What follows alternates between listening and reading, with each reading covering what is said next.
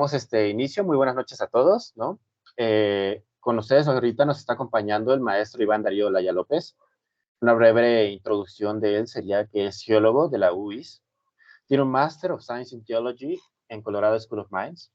Tiene un máster en Administración de Empresas en la Universidad de los Andes. Especialista en Geofísica de Exploración, Colorado School of Mines. Es especialista en Alta Gerencia en la Universidad de los Andes. Especialista en Administración Internacional de Hidrocarburos, también en la Universidad de los Andes. Actualmente aspirante a doctor en Recursos Energéticos Renovables en la UDES.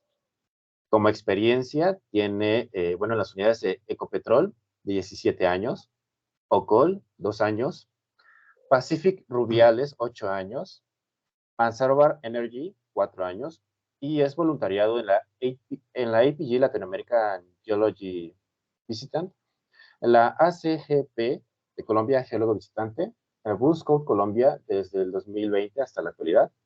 Es presidente en la ACGGP de 2010 a 2011 y conferencista invitado en temas como interpretación sísmica, estratigrafía de secuencias, geología del petróleo, avanzado en varias facultades de Latinoamérica, así como autor del ciclo de conferencias Tour Sísmico por varias cuencas sedimentarias de Latinoamérica. Entonces, sin más preámbulo, lo dejo con usted y pues esperemos que este curso realmente nos sirva a todos y pues muchas gracias. Gracias, Edgar. Bueno, quiero empezar a dar las gracias al IPN por la invitación, a la APG por también facilitar eh, esta presentación, este curso. Para los que están preguntando, sí, el curso se va a grabar y va a estar a disposición de todos ustedes. Claro, o sea, no se preocupen por eso. Ustedes ya recibieron todo el material que van a ver hoy. Claro, todo eso ustedes ya lo recibieron. Entonces no se pongan a tomar apuntes de lo que van a ver en la pantalla. Mejor tomen apuntes de lo que yo voy a decir de cada una de esas gráficas. Me encanta que hayan casi 400 inscritos.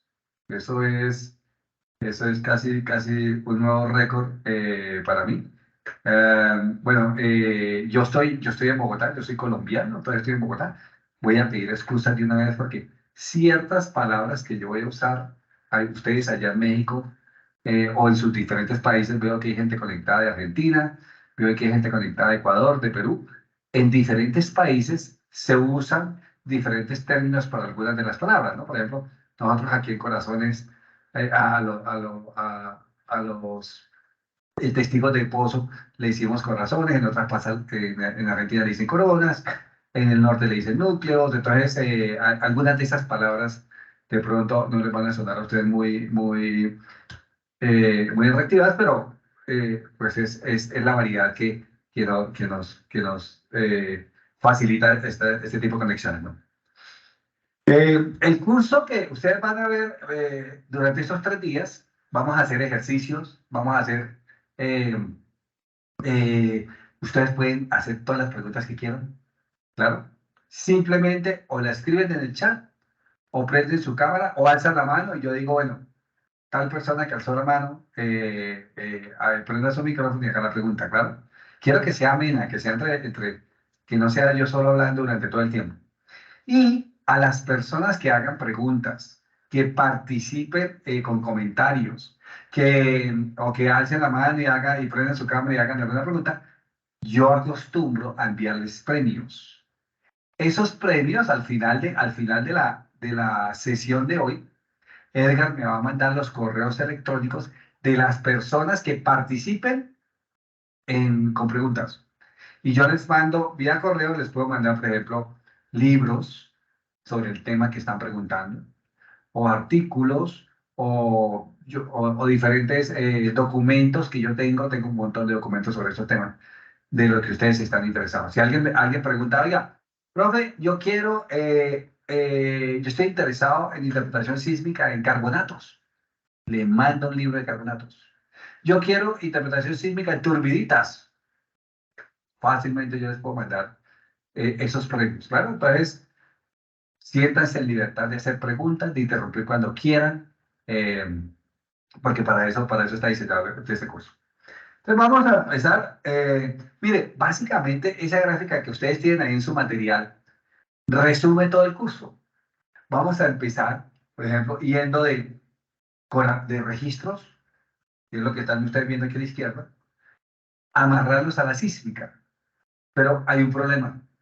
La escala vertical de los registros es profundidad. La escala vertical de la sísmica es tiempo. Entonces nos toca buscar una función que relacione distancia con tiempo. ¿Cuál es esa relación? Velocidad. Entonces, por eso vamos hoy a dedicarle toda la clase de hoy para que ustedes aprendan cómo en la industria petrolera, cómo en sísmica, nosotros medimos la velocidad del subsuelo, porque la vamos a necesitar para hacer las conversiones de tiempo a profundidad, para hacer el amarre de pozos a sísmica. ¿Claro? Después, ya cuando tengamos los pozos amarrados a la sísmica, ya vamos a hacer la interpretación y ahí ya vamos a empezar a hacer displays. Podemos hacer una interpretación estratigráfica, como esa que ustedes van a ver acá, o una interpretación estructural, como esas que están ustedes viendo acá, ¿no? Todo esto, que están viendo ustedes acá, es ya del Golfo de México. Eso es un cubo sísmico muy bonito del Golfo de México. Bueno, entonces, ya esto lo leyeron. Entonces, durante estos 3 días, vamos a hacer sesiones de 2 horas. ¿Claro? Y estos son los capítulos que vamos a ver a lo largo de esas 6 horas. Entonces, como ustedes se pueden dar cuenta, vamos a empezar viendo algo muy básico. Después vamos a ir viendo qué es la importancia de las velocidades. Y después ya en ese sector vamos a entrar propiamente a interpretar sísmica. ¿Claro? Entonces, hay una segunda parte de este curso. O sea, estos apenas son 6 horas. Hay otras 2 horas que la vamos a cuadrar más adelante con Edgar para los que quieran ver la parte práctica en P3, ¿no? Entonces, eso no está incluido dentro de estas 6 horas, no alcanzan las 6 horas para incluir esa parte. Entonces, eso de pronto lo cuadramos más adelante con Edgar para que lo veamos más adelante en el tiempo. Entonces, yo creo que sin más preámbulos, empecemos hablando de algo, empecemos a hablar de sísmica. ¿Qué es la sísmica? ¿Por qué nosotros en la industria petrolera, la sísmica se ha vuelto como la columna vertebral de la exploración petrolera a nivel mundial? O sea, eso no es solamente en México, no es solamente en Colombia, en Argentina, en cada país que ustedes están conectados. Eso es a nivel mundial, eso se hace en China, se hace en Arabia. La sísmica se ha vuelto la columna vertebral de la exploración. Y a la sísmica nosotros le amarramos todas las otras disciplinas de la geología. Le amarramos geoquímica, le amarramos bioestratigrafía, le amarramos petrografía, o sea, todas las otras disciplinas la podemos amarrar a la sísmica para hacer una interpretación mucho más sólida. Entonces, ¿por qué la sísmica? Mire, la sísmica provee información detallada, como lo dice aquí, sobre la estructura y la estratigrafía. O sea, no solamente es una herramienta, porque algunos dicen, no, eso antes sirve para ver la estructura. No, también sirve para ver la estratigrafía. De los estratos en una cuenca sedimentaria, y eso es interesante. A veces localiza los hidrocarburos directamente. Uno de las grandes deseos que tenemos los que trabajamos en la industria petrolera es que alguien invente una herramienta que con el 100% de, con el 100% de exactitud me diga que si yo perforo un pozo acá a 5 kilómetros de profundidad, por ejemplo, voy a encontrar petróleo. Eso no existe, ¿claro? Entonces, esa herramienta, si ustedes se quieren algún día llenar de plata, invéntense una herramienta que con el 100% de certeza me diga si yo perforo un pozo, encuentro petróleo. No existe, ¿claro? Si ustedes la inventan al día siguiente, los árabes vienen a comprársela y ustedes solucionaron sus problemas de plata para el resto de su vida. ¿Listo? ¿Sabes? Ahí les dejo ideas. Si quieren volverse más ricos que el de Facebook, que inventen esa herramienta. No existe. Entonces, la sísmica es lo más parecido. La sísmica básicamente lo que está diciendo es, oiga, ustedes van a tener unas capas allá que pueden tener petróleo. Y vamos a ver cómo a veces, con algo que llama atributos sísmicos, vamos a poder decir si hay o no hay petróleo allá abajo. Mediante el uso de reflexión y refracción, esto lo vamos a ver ahorita, de una onda sísmica en el subsuelo. Pero la sísmica no es barata. Hay otras herramientas geofísicas como la magnetometría y la gravimetría que son más baratas. Por ejemplo, hacer 1 kilómetro con magnetometría puede costar $1. Hacer el mismo kilómetro con gravimetría puede costar $10. Pero hacer el mismo kilómetro con sísmica puede costar $100. Claro, entonces ya estamos viendo que no todo, aquí no todo es color de rosa, ¿no? La sísmica es costosa. Por la sísmica la usamos después, cuando uno llega a una cuenca por primera vez, uno primero corre herramientas baratas que pueden correr desde un avión, como aeromagnetometría o aerogravimetría. Ya después, con esas herramientas geofísicas, ustedes han definido de toda la cuenca un sector donde puede haber una cuenca profunda que haya podido generar hidrocarburos, ahí se corre una sísmica. ¿Claro? Entonces, por esa limitante de su costo. Miren cómo funciona la sísmica. Yo voy en superficie a crear una onda con algunas fuentes. Hay varios tipos de fuentes. Entonces, aquí, por ejemplo, puse un camión vibrador. ¿Qué es un camión vibrador? Es un camión que tiene una placa que va a golpear el suelo y va a crear esa onda que va a viajar por el subsuelo. Esa onda, al viajar por el subsuelo, va a encontrar diferentes capas y en esas capas se va a reflejar y va a llegar a superficie. En superficie vamos a tener unos micrófonos que si es en tierra los llamamos geófonos, si es en el mar los llamamos hidrófonos, y la función de esos micrófonos es grabar la onda que está llegando desde el subsuelo. Eso es el método sísmico. Fácil. Entonces, una fuente, una onda y unos geófonos o hidrófonos. Esta fuente puede cambiar. En sitios donde no hay carreteras, yo no puedo meter un camión vibrador. Entonces, en esos sitios alejados, yo normalmente llevo tacos de dinamita o cinemogel, lo llamamos. Claro, eso se lleva, por ejemplo, transportado hasta sitios remotos donde no pueden entrar los camiones vibradores. Entonces, esas explosivos también sirven para, crear la fuente, ¿no? Entonces, se crea, mire, los fundamentos del método sísmico, se crea una onda que se propaga por el subsuelo. Se refleja debido a los cambios, mire, eso lo vamos a ver ahora más adelante, en densidad y velocidad de los estratos. Las rocas tienen diferentes velocidades y diferentes densidades. Y eso va a hacer que la onda se refleje. Y eso lo vamos a ver ahora más adelante en detalle. No veo preguntas, no veo manos levantadas, entonces voy a seguir. Miren esta animación para que ustedes vean cómo funciona el método sísmico. Tengo una fuente acá, a la izquierda.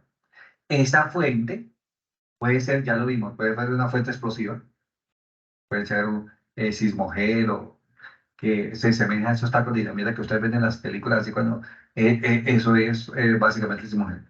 O puede ser el camión vibrador que estaba mostrando en la gráfica anterior.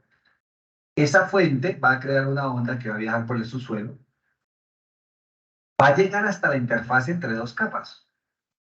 Una capa 1, que la vamos a llamar la de arriba, y una capa 2, que va a ser la de abajo. La capa 1 va a tener una velocidad y una densidad. Y la capa 2, la roca 2, que es la que está debajo de esa interfase, va a tener una velocidad 2 y una densidad 2. Fácil, claro. En esa interfase entre las dos rocas, la onda se va a reflejar y va a llegar a superficie y ahí va a estar nuestros geófonos listos para grabarla. Así funciona, así se hace la adquisición del método sísmico. Muy fácil, ¿claro?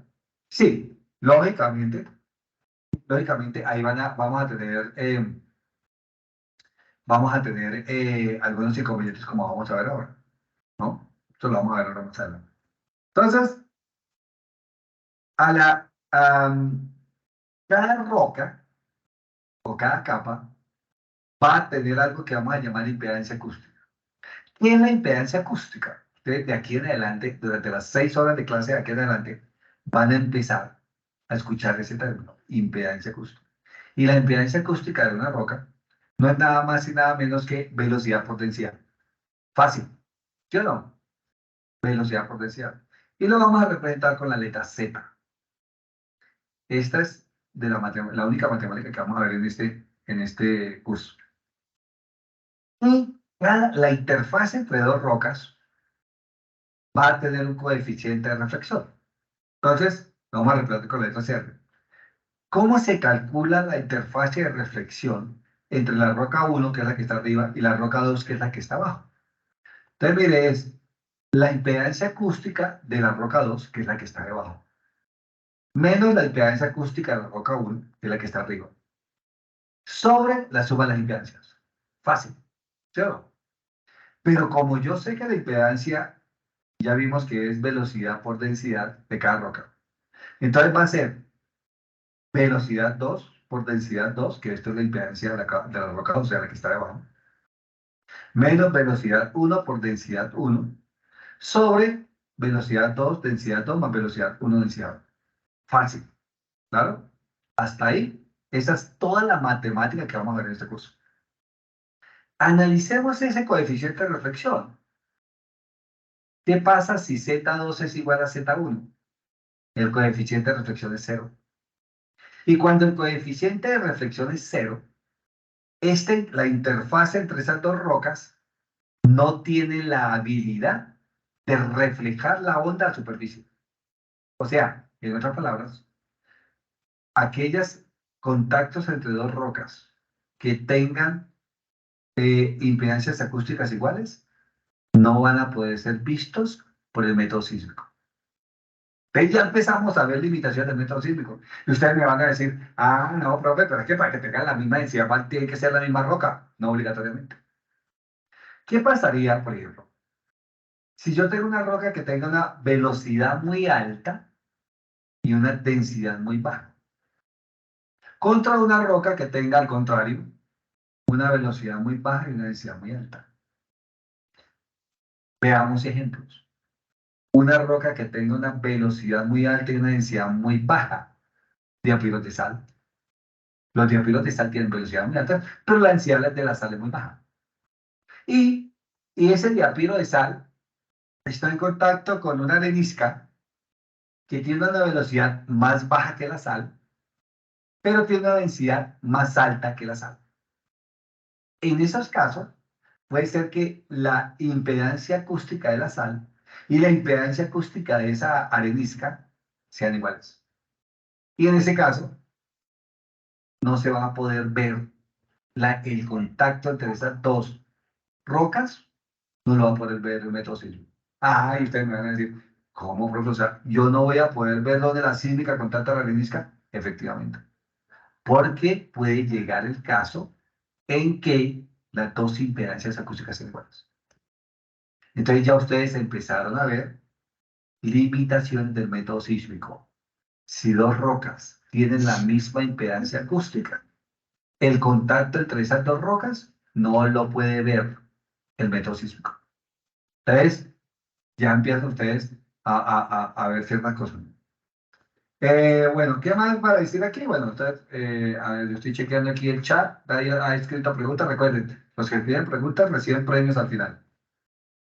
Entonces, miren, vamos aquí, ya hemos introducido aquí varias definiciones, varios términos que ustedes van a escuchar a lo largo de toda la charla, ¿no? Entonces ya saben que es impedancia acústica, ya saben que es coeficiente de reflexión, y vamos a introducir un tercer término que se llama punto medio común. Miren esta gráfica. Ese es un mapa y este es un corte vertical para que ustedes vean lo que va sucediendo. Entonces, S significa source, o sea, fuente, y R significa receptor. Entonces, hago un primer disparo. Tengo el cañón vibrador el sismoide, como quieran ustedes. Lo tengo en este punto. Dispara.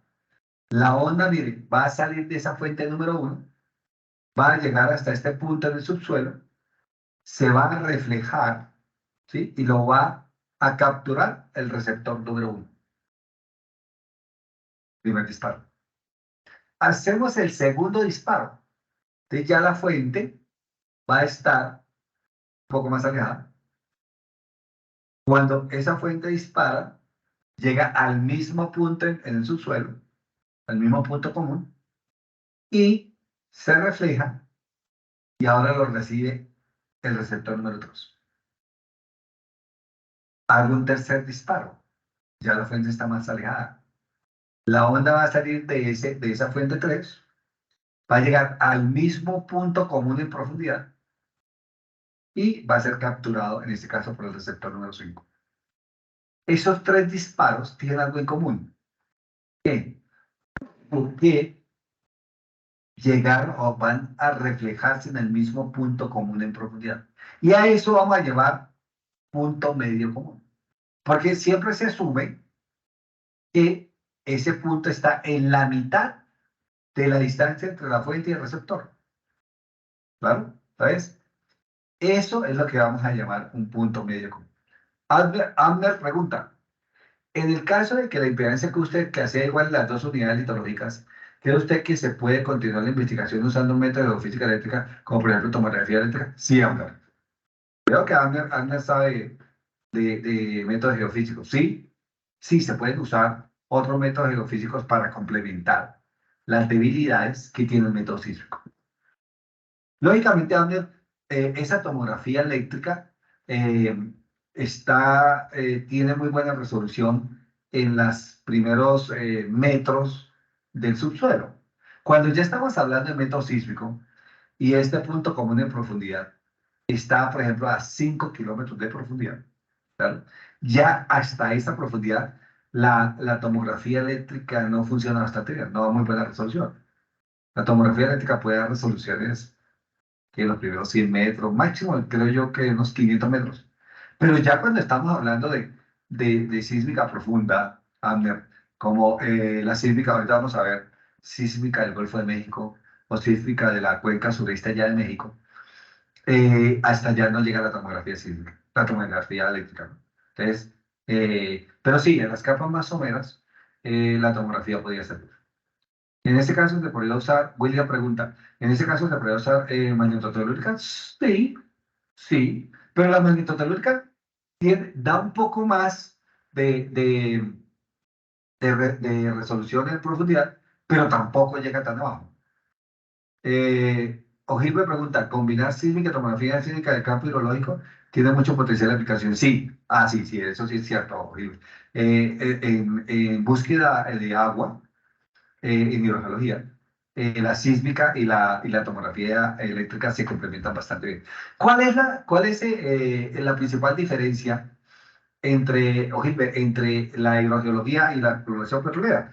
Que la hidrogeología normalmente estamos trabajando en las primeras capas o digamos hasta máximo de unos 30, 50, digamos 100 metros de profundidad. Y sísmica y tomografía se la llevan bastante bien. Pero ya cuando estamos hablando, por ejemplo, de pozos o de áreas, rocas profundas, por ejemplo, como a, no sé, 5 kilómetros, como el último descubrimiento, lo vamos a ver ahorita, 5 kilómetros, que es el último descubrimiento que se ha hecho en la cuenca sureste de México, allá ya no funcionan también ese complemento entre la sísmica y la tomografía. En caso de, Ojillo pregunta, inclusión salina en acuíferos costeros, se prueba con sísmica y tomografía eléctrica. Intrusión salina, si es somero, sí. Sí, Ojillo, si es somero se podría usar. Carlos Roa pregunta, para hidrogeología la sísmica reproducción es muy generosa. Sí, ese es otro punto. Y eso fue de lo primero que hablamos, Carlos. La sísmica no es barata. En cambio, los otros métodos geofísicos, como magnetotelúrica, como la tomografía eléctrica, son mucho más económicos. Entonces, sí, sí, la sísmica tiene ese inconveniente, ¿no? Es muy costoso. Edgar pregunta, profesor, ¿ya no se ve su cámara? Uy, ¿y qué pasó con mi cámara? Profesor?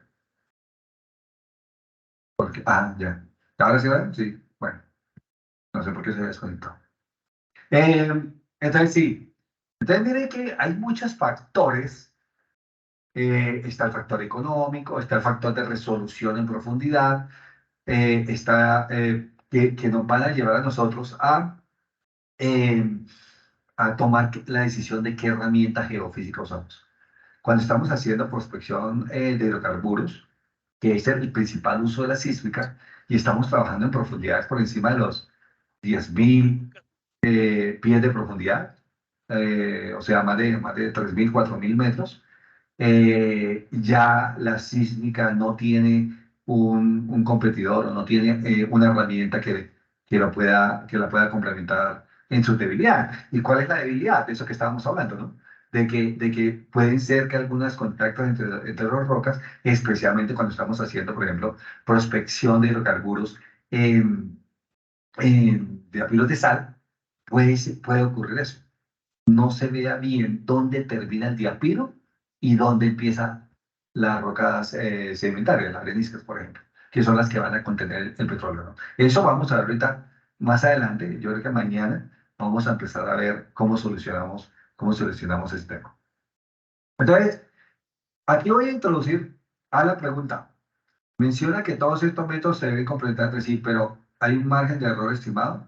¿Como una especie de porcentaje incierto? Sí, sí hay. Sí, no, no, todas estas herramientas no son perfectas. Eh, y lo decía al principio cuando les hacía el chiste de que si se logran inventar una herramienta que sea perfecta para buscar petróleo, se van a llenar de plata, porque no existe en este momento, ¿no? Eso han hecho cualquier cantidad de cosas, eso han mezclado sísmica con magnetotelúrica, con métodos resistivos. Uy, yo he visto cualquier cantidad de mezclas, Alan, o de complementos entre sí, pero todavía no son perfectas, o sea, no dice con certeza si usted va a encontrar petróleo. Entonces, Alan, eso es como, si ustedes logran inventar una herramienta de esas, se van a llenar de plata, porque todos vamos a querer comprarla.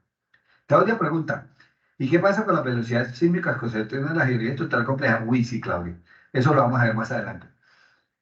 Sí, no es fácil cuando uno está trabajando en áreas complejas estructuralmente, áreas como Piemonte Llanero aquí en Colombia, áreas como los que están conectados desde Argentina, todo lo que son el Piedemonte andino, allá donde está Vaca Muerta, donde está las cuencas de Mendoza, no son fáciles de definir esa velocidad, ¿no? Eso ahorita vamos a ver, eh, pues entonces mañana vamos a ver cuáles son los errores más comunes que cometemos los intérpretes en ese tipo de ambientes, ¿sí?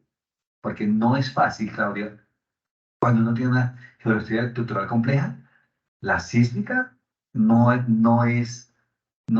de muy buena resolución.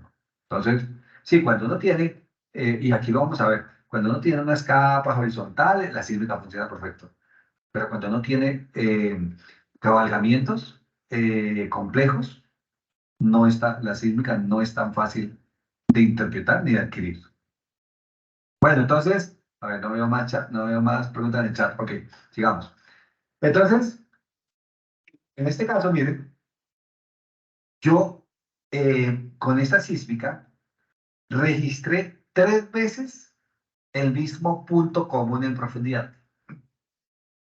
A la cantidad de veces que yo lo registro, lo vamos a llamar cubrimiento. En inglés la palabra se llama fall. Entonces, el fall es el número de veces que yo voy a registrar el mismo punto común en profundidad con la sísmica. ¿Claro? Entonces, lógicamente, entre más veces ustedes registren con el mismo punto común en profundidad, mejor va a ser la resolución sísmica. Pero también va a ser más costosa la sísmica. Yo he interpretado, bueno, y el fall se da en porcentaje. Entonces, si ustedes aquí registraron 3 veces el mismo punto común en profundidad, esto se llama que esta sísmica tiene un fall o un cubrimiento del 300%. Yo he interpretado sísmica hasta de 3.600%. O sea, cada punto en profundidad se registra 36 veces.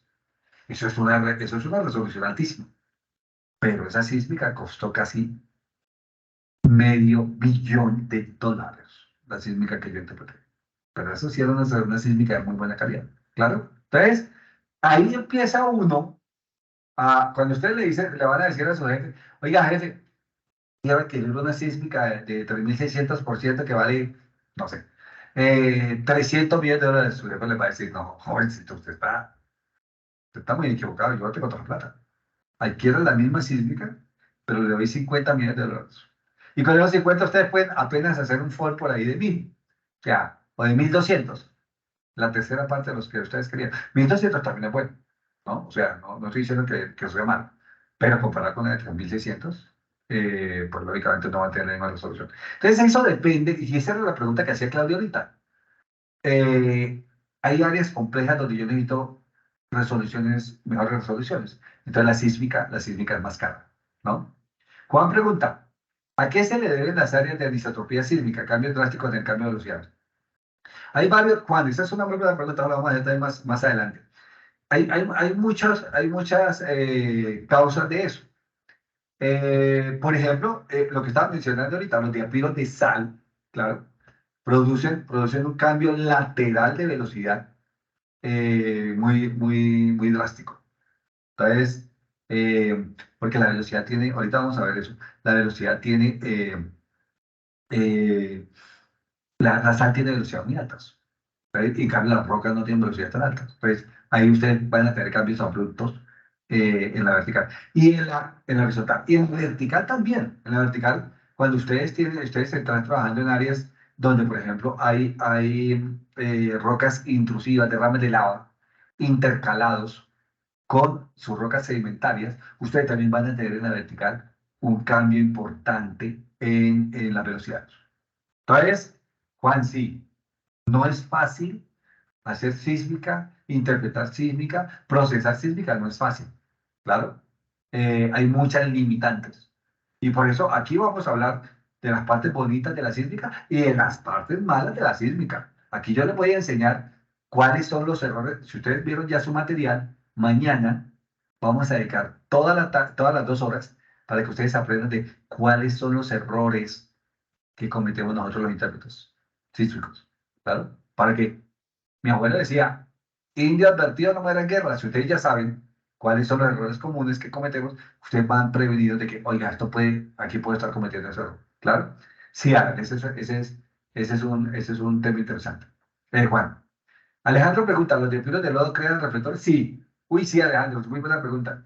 Vamos a ver, creo que aquí tengo o lo voy a pedir para que lo vean mañana, diapiros de lodo que tenemos nosotros principalmente en el Caribe colombiano. Estos diapiros de lodo lógicamente tienen velocidades mucho más bajas que los diapiros de sal. Nosotros aquí en Colombia no tenemos diapiros de sal, yo interpreté mucho diapiro de sal, fue allá en México, cuando viví en México, en el Golfo de México, eso sí, ahí ustedes tienen diapiros de sal por todos lados. Y no tienen diapiros de lodo. En cambio, nosotros aquí en Colombia sí tenemos mucho diapirismo de lodo en lugar de diapirismo de sal. Nosotros no tenemos diapirismo de sal. ¿Dónde más interpreté diapiros de lodo? Bueno, hay uno que otro abajo en la Pampa, para los que están de Argentina, abajo en la Pampa, en la cuenca de Mendoza, también hay diapirismo de lodo. Alan pregunta, ¿en esos casos les dan el rango de presupuesto aproximado o es mientras que lo están realizando que les marcan un límite? Alan, hoy en día nos limitan por todos lados. Cuando uno diseña el programa sísmico y cómo lo quiere adquirir, que ese es otro curso distinto a este es un curso de interpretación sísmica. Si quieren, yo puedo programar la semana entrante, yo cuadro con Edgar, y dictamos un curso de cómo se diseña y cómo se adquiere una sísmica. Eso es muy bonito, o sea, por qué las líneas van en esta dirección y no van en esta, ni en esta, ni en esta. Ese es un curso también muy bueno, ¿vale? Sí, cuando uno está haciendo el diseño de la sísmica, pues uno quiere cubrir la mayor cantidad de área, con la mejor resolución, pero el jefe le dice, uy, no, eso está muy grande y no tengo tanta plata, entonces ustedes empiezan a reducir el área y no, sigue siendo, ya no puedo reducir más el área, jefe. Entonces reduzcanle la resolución para que se ajuste al presupuesto que tenemos. O sea, en otras palabras, una cosa es lo que uno quiere y otra cosa es lo que termina adquiriendo. ¿Claro? porque muchas veces hablan por esa limitación de presupuesto. Y esas limitaciones se dan incluso cuando uno está diseñando y después cuando lo está adquiriendo. Ya usted está en campo con los reflectores y de un momento a otro se dio cuenta de que por donde va a pasar la sísmica hay una comunidad indígena y ellos no dejan disparar sísmica ahí. Y usted empieza a mover las líneas para rodear ese resguardo indígena y empieza el precio de la adquisición sísmica a subirse. Entonces, Alan, no solamente lo limitan a uno cuando uno está haciendo el diseño, sino también cuando se está haciendo la adquisición y después, Alan, cuando se está haciendo el procesamiento. Porque uno quiere, yo quiero procesar estas líneas sísmicas y hacerles un procesamiento, por ejemplo, un pre-stack depth migration.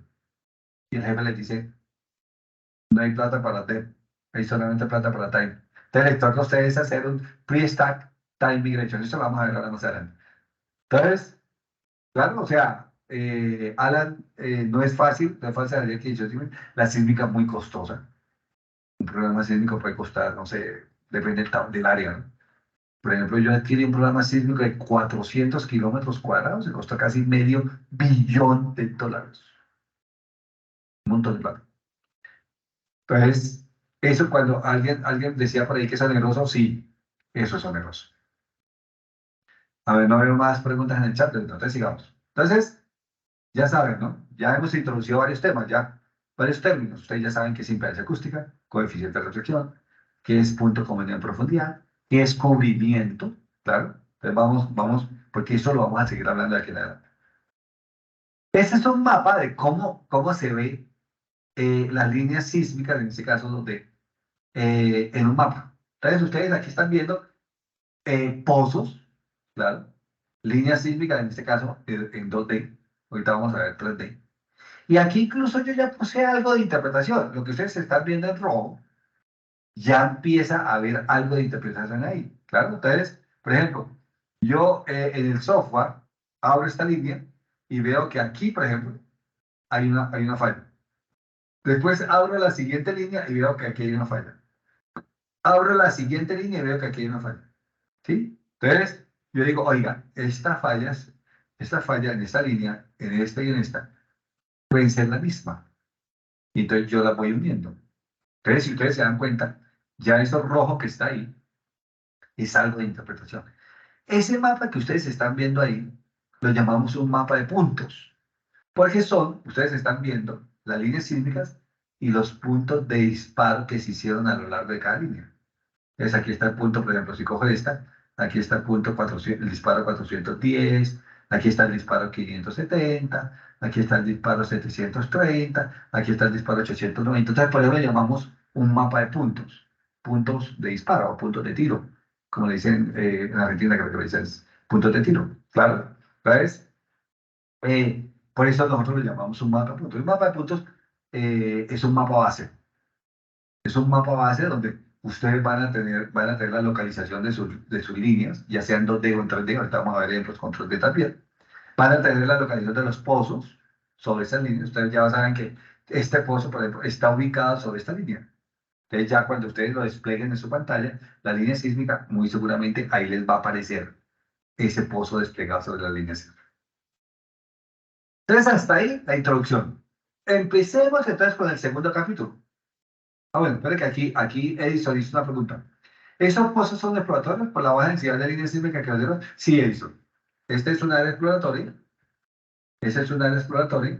La sísmica 2D Edison la usamos principalmente para exploración.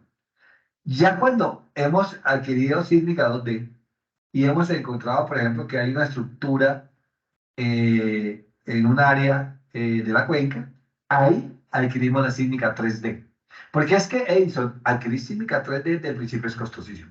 Entonces, lo primero que hacemos es, si arrancamos en toda la cuenca, lo primero que hacemos es, usamos herramientas baratas como magnetometría y aerogradiometría, ¿no? Que son tomas de avión, entonces son baratas y relativamente rápidas de hacer. Ya después empezamos a seleccionar pedazos de la cuenca donde pueden haber interés. ahí disparamos sísmica 2D. Y cuando en la sísmica 2D ya vemos una estructura, una anticlinal así bonito, ahí sí le disparamos sísmica 3D. ¿Claro? Entonces, eso sí, eh, básicamente esta es una área exploratoria donde lo que se quería era mirar a ver si habían estructuras interesantes para después adquirir una sísmica 3D. Juan pregunta, ¿existen registros de áreas de disotropía sísmica que tengan geología de ambiente depositaria apacible? Ni siquiera una falla y no con geología compleja. Uy, sí, Juan, especialmente en áreas donde hay cambios laterales. O sea, cuando usted habla yo hablo de geología posible, yo le entiendo que sean capas relativamente planas, pero que cambian lateralmente de ambiente y las rocas cambian. Eso también se ve. Sí, Juan. Hay mucho artículo de eso. Juan, veo que a Juan le interesa la anisotropía sísmica. Juan, le voy a enviar artículo de anisotropía sísmica como premio entonces a los que participen. Carlos pregunta, ¿cuáles son las correcciones necesarias según el programa del curso? Ah, bueno. Entonces, Carlos, ahí vamos a entrar varias cosas, porque y eso lo vamos a entrar más adelante, cuando se hace la adquisición y el procesamiento, antes de que la sección sísmica llegue a su escritorio o a su pantalla para que usted la interprete, durante la adquisición y durante el procesamiento sísmico, hay que hacer gracias Juan, van a tener que hacerse varias correcciones. Si esas correcciones quedan mal hechas, si el procesador que procesó la sísmica hace malas correcciones, la línea sísmica que le va a llegar a usted a su pantalla para que la interprete, va a quedar mal. Entonces, aquí, Carlos, yo les voy a enseñar a ustedes cómo identificar que una línea tiene problemas. Cómo identificar que una línea no se le hicieron las correcciones bien hechas. Eso es un secreto. Tiene que ser una virtud de ustedes, los intérpretes. ¿Claro? Porque si ustedes no interpretan, y eso lo vamos a ver mañana, si ustedes no identifican que la línea sísmica está mal procesada, ¿sí? Que se hicieron correcciones mal, pueden llegar a perforar un pozo seco. Y tirarse otra plática, y un pozo puede costar, no sé, si es en el Golfo de México, esos pozos valen más de $100 millones cada uno. Imagínate que sea alga seco porque alguien no hizo una corrección bien hecha.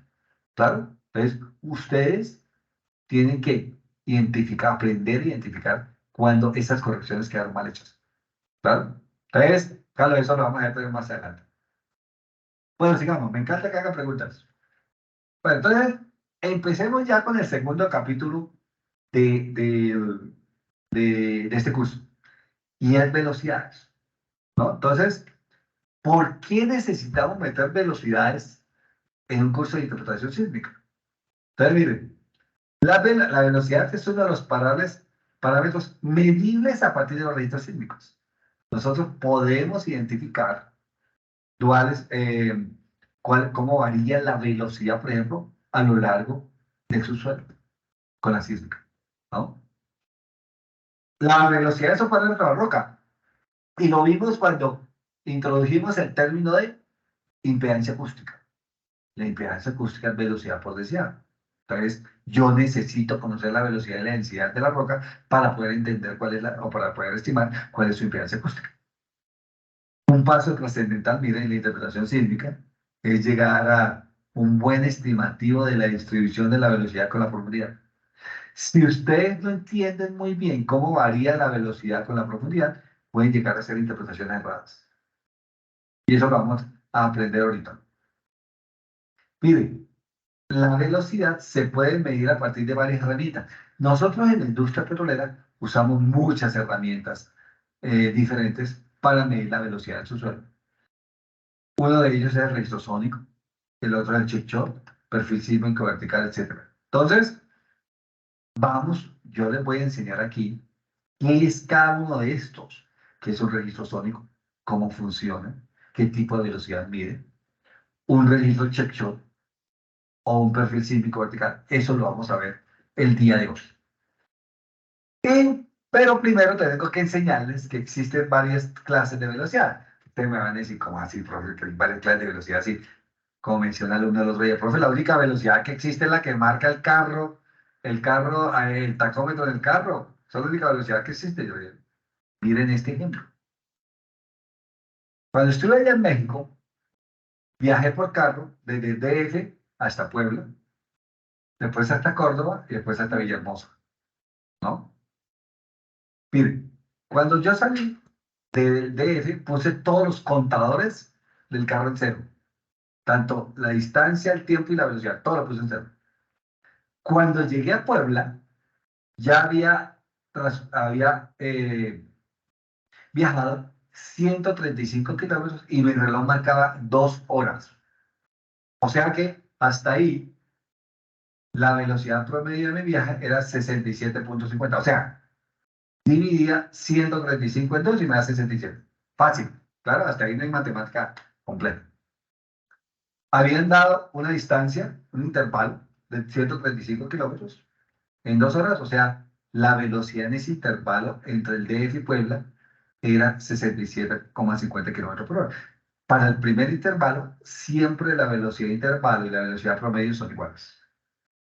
Después llegué a Córdoba a almorzar, que fue muy rico allá en Córdoba. Eh, el carro me decía, usted ya anduvo 302 kilómetros. Y mi reloj decía en 5 kilómetros. Eso significa que la velocidad promedio de mi viaje desde DF hasta Córdoba era de 60,40 kilómetros por hora. O sea, 305 y 2, 60,4.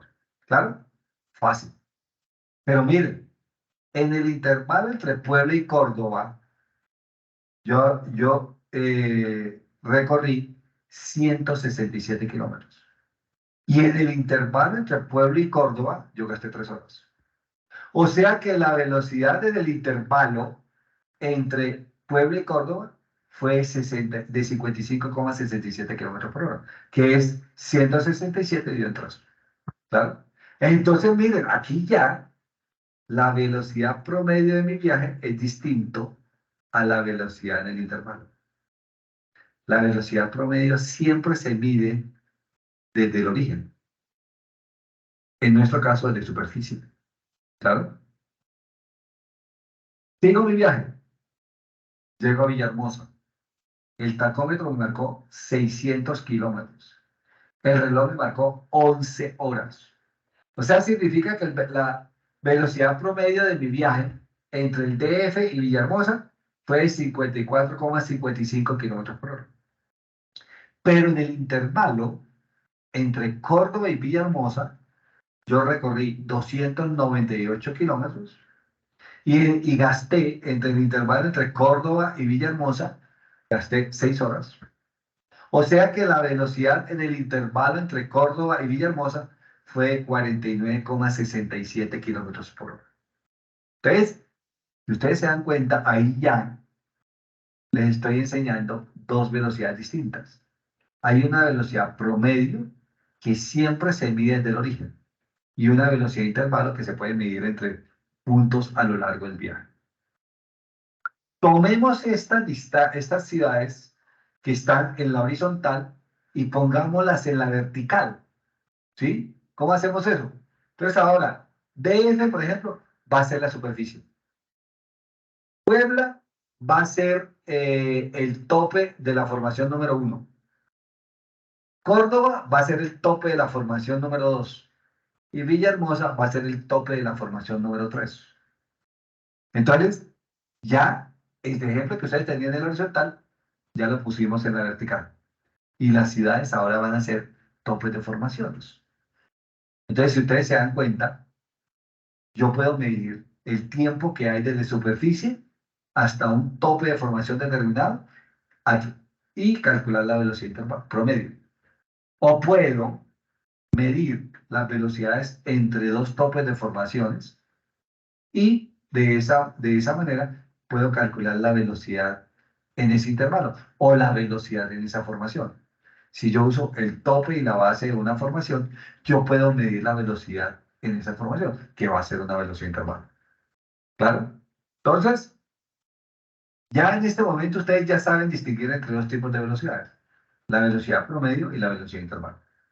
Ahora hay una tercera velocidad.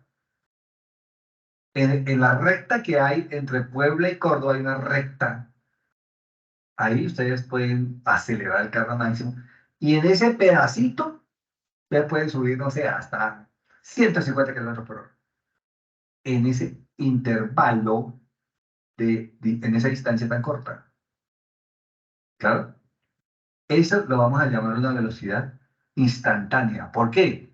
Porque es en una distancia muy corta, en un tiempo muy corto. Y esa velocidad instantánea es distinta a la velocidad intervalo y es distinta a la velocidad promedio. Entonces, en este momento ustedes ya pueden hablar de que conocen tres tipos de velocidades. La velocidad promedio, la velocidad intervalo y la velocidad instantánea.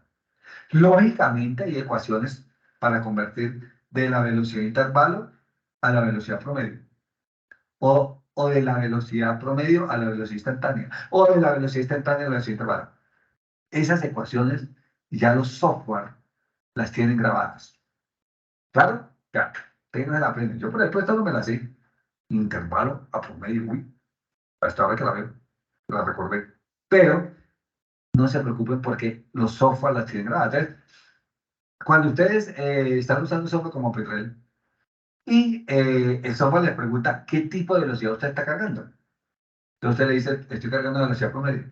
Entonces ya sabe que es una velocidad promedio y puede convertirla a velocidad instantánea o a velocidad intervalo. ¿Claro? Fácil. No se preocupen por las ecuaciones, que esas ya están en los software. Bueno, sigamos. Entonces, ya hablamos de la velocidad promedio, de la velocidad intervalo, de la velocidad instantánea, mire, que es la velocidad a través de un intervalo muy pequeño, pero se llama instantáneo, un tiempo muy corto. ¿Qué puede ser, si ya estamos hablando de la vertical, qué puede ser un tiempo muy corto? Puede ser algunas capas, por ejemplo, de caliza que hay intercaladas con las areniscas, por ejemplo, en la cuenca de Veracruz. ¿Claro? Entonces, ahí, esa capa de caliza va a tener una velocidad mucho más alta que las otras. Entonces, ahí va a haber la velocidad instantánea. Para los que están aquí en Colombia, en el Valle Superior de Magdalena, hay una capa de chert. Se ve durísimo. Tiene velocidad de propagación muy altas. Una capa de chert que puede llegar a tener hasta 3 metros. En el Paleoceno, por ejemplo, el Valle Superior de Magdalena. Entonces, ese chert tiene velocidades altísimas. Y eso es una velocidad instantánea. Porque es una capa de 3 o máximo 5 metros de espesor. Allá en Argentina, bueno, en Vaca Muerta, todos los chiles de Vaca Muerta tienen, en el tope tienen eso es que un derrame de lava, un intrusivo que no sé, no me acuerdo exactamente cómo se llama, que tiene una velocidad muy alta, ¿claro? Entonces, pero tiene un espesor muy pequeño. Esas son velocidades instantáneas. Hay otras velocidades que salen del procesamiento. O sea, el procesador las calcula, no se pueden medir, las calcula. Dice, la velocidad de enfriamiento es aquella que mejora la pila, lógicamente, las trazas desde un punto común del suelo. Eso lo usa el geofísico que está procesando la sísmica, la calcula. O la velocidad RMS, que es RMS significa root median square, o sea, raíz cuadrada media. Es la raíz cuadrada de la suma de las velocidades intervalo, se aproxima a la velocidad de apilamiento para un offset cero, miren que ya es matemáticamente calculada, no es medida en su suelo. No es un parámetro físico medible, mira. Es mayor que la promedio y menor que la de apilamiento, pero miren, hay ecuaciones para ir de la velocidad RMS a la velocidad intervalo. Y como ya existía una ecuación para ir de la velocidad intervalo a la velocidad promedio, entonces lógicamente hay una ecuación para ir de RMS a promedio. O sea, hay ecuaciones para todo. ¿Claro? Entonces, ya ustedes aprendieron que hay 5 tipos de velocidad, ¿no? Entonces, digamos. Entonces, miren, aquí es cómo ustedes van a encontrar la velocidad RMS que calculó o con la que el geofísico procesó su línea sísmica. Entonces, mire, por ejemplo, esta primera columna es el nombre de la línea sísmica, ¿no? El CDP es el punto común en profundidad. El CDP significa Common Dead Point, ¿no? Entonces, el punto común en profundidad. Entonces, para el punto común 1960, miren, a un tiempo de 116 milisegundos, la velocidad RMS, que fue con la que el procesador, el geofísico, procesó la línea sísmica, era de 2000 metros por segundo. A 283 milisegundos ya era de 296 metros por segundo. A 419 segundos de profundidad ya era de 2100 y así sucesivamente, miren, hasta llegar a 2871 milisegundos de profundidad, o sea, esa sísmica se adquirió casi hasta los 3 segundos, y la velocidad era de 2884. Karen pregunta, ¿esa tabla se aplica a nivel internacional? Primero yo le leo a William. William, ¿cuál de estas velocidades es la más importante en la interpretación sísmica? Yo diría que la promedio y la intervalo. Eso lo vamos a ver ahorita, William. Karen pregunta, ¿esa tabla se aplica a nivel internacional? Sí, sí, Karen. Ustedes siempre que les den la línea sísmica, Karen, ustedes pidan las tablas de velocidad y les van a dar una tabla igual a esta, donde la primera columna es el nombre de la línea que están ustedes interpretando. La segunda es los puntos comunes en profundidad. La tercera es tiempo en milisegundos y la cuarta es velocidad en metros por segundo. Sí, Karen, pero ese es el estándar. Jorge pregunta, buenas tardes, ¿cuál de estas velocidades de procesión es el mejor detalle dentro de la sísmica? Yo diría que la velocidad de intervalo, bueno, la velocidad instantánea también. Eso depende, Jorge, qué tipo de interpretación vayas a hacer. Y eso lo vamos a ver más adelante, no te preocupes. La pregunta, ¿esta tabla es el resultado del picado o análisis de velocidad que el procesador realiza? Sí, sí, Frank. Esto es una tabla con la cual el procesador, bueno, valga la redundancia, procesó la sísmica que nos llegó a nosotros para que lo interpretáramos. ¿Sí? Sí, esa es. Alejandro pregunta, ¿cuál es la velocidad de reemplazamiento? ¿La he escuchado en otro escenario? ¡Ay, sí! Esta la vamos a ver ahora más adelante. Pero bueno, la voy a explicar de una vez aquí, Alejandro. Voy a convertir mi puntero en otro. La velocidad de reemplazamiento funciona porque, por ejemplo, cuando ustedes tienen una diferencia topográfica muy importante, ¿sí? En la sísmica, y ustedes tienen aquí una capa, ¿no? Entonces, si ustedes colocan su geófono acá y su fuente acá, la onda va a salir, la onda va a salir de la fuente, va a llegar hasta la capa y va a ser grabada por este geófono. Y si ustedes usan la fuente acá y el geófono acá, la onda va a salir de la fuente y va a llegar al geófono y va a gastar un tiempo más corto. Entonces, mira, Alejandro, ¿qué toca hacer? Ahí en ese caso toca definir un dato. Entonces, digamos que escogimos que el dato de nuestra sísmica está como por acá. Entonces, a este dato es al cual yo voy a llevar la fuente del receptor. O sea, es como, yo tengo que medir el tiempo como si la fuente estuviera a este dato, claro, bajara hasta el punto y subiera. Y lo mismo con como si yo tuviera la fuente acá, el receptor acá, entonces tengo que calcular el tiempo de acá a acá. En otras palabras, a este disparo yo le tengo que sumar un tiempo que ¿cómo lo voy a calcular? Lo voy a calcular. Yo sé la diferencia de altura que hay entre este punto y este punto. ¿Y cómo calculo el tiempo? Necesito la velocidad. Y para eso la velocidad de reemplazamiento. Entonces, si yo ya tengo la altura y tengo la velocidad, yo ya puedo calcular cuánto tiempo le tengo que sumar a este disparo para llevarlo al dato.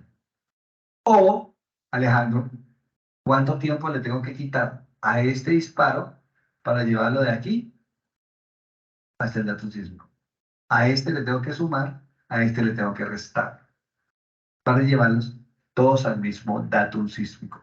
¿Está relajando? Por eso es que cuando ustedes van a interpretar la línea sísmica, lo primero que le dicen es, oiga, esa línea sísmica que va a interpretar está de datum 100 metros sobre el nivel del mar.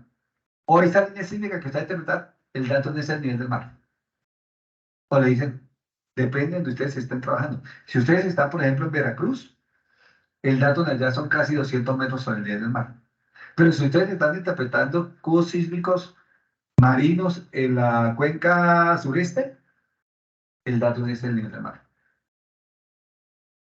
En Villahermosa, creo que el datum era también entre 100 y 200 metros sobre el nivel del mar. Claro. O sea, no todos la sísmica está a la misma elevación en todo el país. Lógicamente en el mar es todo el nivel del mar, pero en Veracruz, arriba en Tamaulipas, aquí abajo en Burgos, en Villahermosa, todos tienen diferentes datos. Y esta velocidad de desplazamiento es la que usamos para hacer la corrección de llevar los puntos de la topografía real a la topografía del dato. En algunos sitios se le suma, en algunos sitios se le resta. Cabe, dice que muchas gracias. Fred dice, ¿esas velocidades RMS son las que se usan para hacer la corrección normal MUOP? Sí. ¿A qué se refiere la abreviatura MEN? Ah, no. Alan, a esta línea le llaman MEN porque era, creo que esto era una ciudad, está cerca a una ciudad, entonces es el nombre de la ciudad que estaba cerca y le pusieron a ese programa sísmico, le pusieron MEN. Pero ustedes allá, por ejemplo, en Villahermosa, yo interpreté cubos sísmicos que se llamaban Villahermosa 2004, 935. ¿Claro? Edison, alzó la mano, a ver, Edison, haga la pregunta. Ingeniero Iván, buenas noches. Una Buenas noches. consulta, quizá por chat no me voy a saber explicar o no le entiendo. Ese es un archivo CSY, ¿no? Sí, Entonces, ese archivo es una línea sísmica, o sí, quizá o sea, sí. ese archivo, y ese archivo yo lo importo al Petrel o algún software de interpretación sísmica y me va a graficar la línea 2D. No, ahí son dos cosas distintas, Edison. Ok. A usted le dan la línea sísmica en un formato secuencial, ¿listo? Y usted lo importa en P3 y listo. Ya la puede ver en tiempo, claro. Pero si usted la quiere convertir a profundidad, usted necesita la velocidad RMS. Entonces usted puede cargar en P3 ese archivo, que puede ser, por ejemplo, este archivo normalmente puede ser un ASCII, ¿sí? Carga usted a P3 el ASCII de las velocidades y con ese ASCII, P3 ya le puede usted decir, conviértame la línea sísmica de tiempo a profundidad y P3 con este archivo ya puede convertir la línea sísmica de tiempo a profundidad. ¿Claro? ¿Tienes? Son dos cosas distintas.